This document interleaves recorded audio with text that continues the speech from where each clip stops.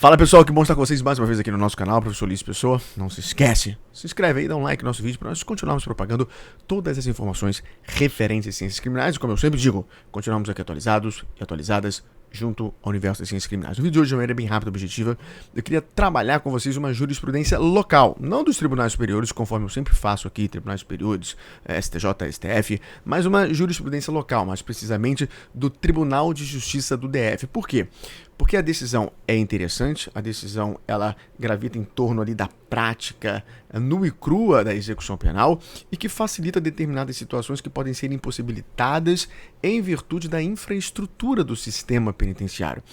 E essa decisão, mais precisamente, ela é oriunda da terceira turma criminal do Tribunal de Justiça do DF, que assegurou o direito de visita virtual à filha de um apenado. É isso mesmo, direito de visita virtual, tecnologia, computador, sei lá, inteligência artificial, o que você puder pensar a respeito disso, mas é a tecnologia facilitando determinados direitos, determinadas situações trazidas pelo contexto constitucional para que os direitos fundamentais possam ser salvaguardados e riscos serem minimizados, até porque é uma situação muito complexa, muito desafiadora. Uma criança, por exemplo, dentro do sistema carcerário, observando aquilo tudo, mas concomitantemente a isso, o direito de visitação não pode ser vilipendiado, esse direito fundamental não pode, portanto, ser vilipendiado. Quando nós pensamos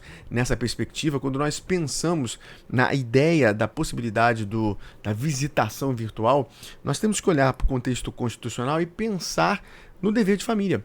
Ou seja, a própria Constituição traz essa ideia e assegura à criança a convivência familiar e comunitária. A Constituição ela traz a ideia de que, embora não seja um direito absoluto do apenado, a visitação só pode ser restringida por ato motivado do diretor do estabelecimento prisional. Então, essa é a primeira questão que nós podemos ver concernente a essa situação da possibilidade da visitação virtual, o dever da família.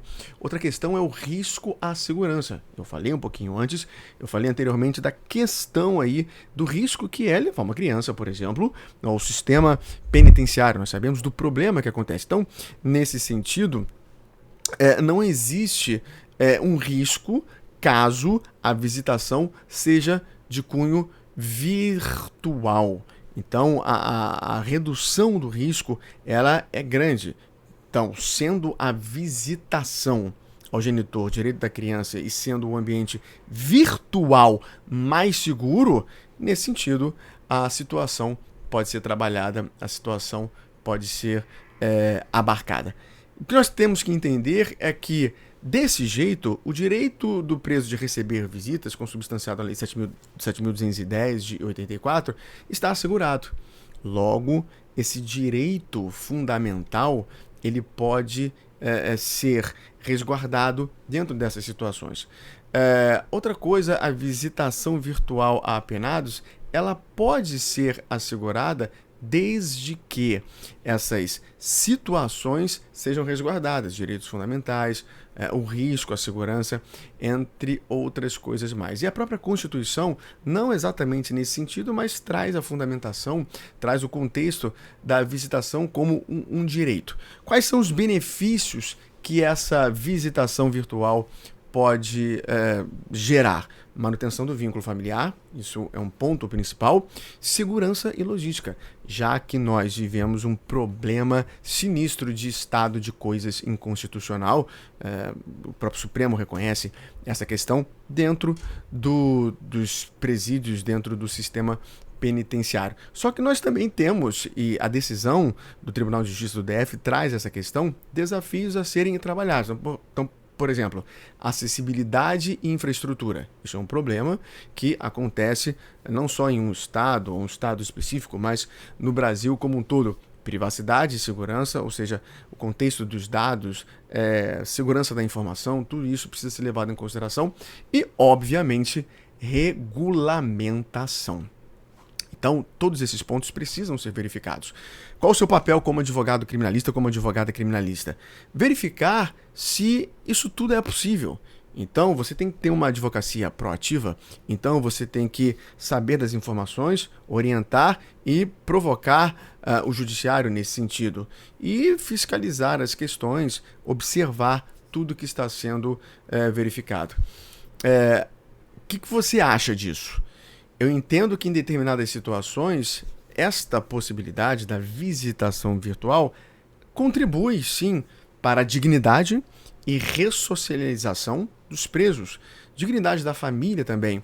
E é claro que isso é uma forma de, evidentemente, respeitar os direitos fundamentais do indivíduo, ali do apenado, do indivíduo que está sofrendo a execução da pena. Então repare, isso é uma possibilidade que pode ser aventada por você diante do caso concreto, diante de uma situação específica, diante de uma determinada situação que você possa estar enfrentando na sua prática penal.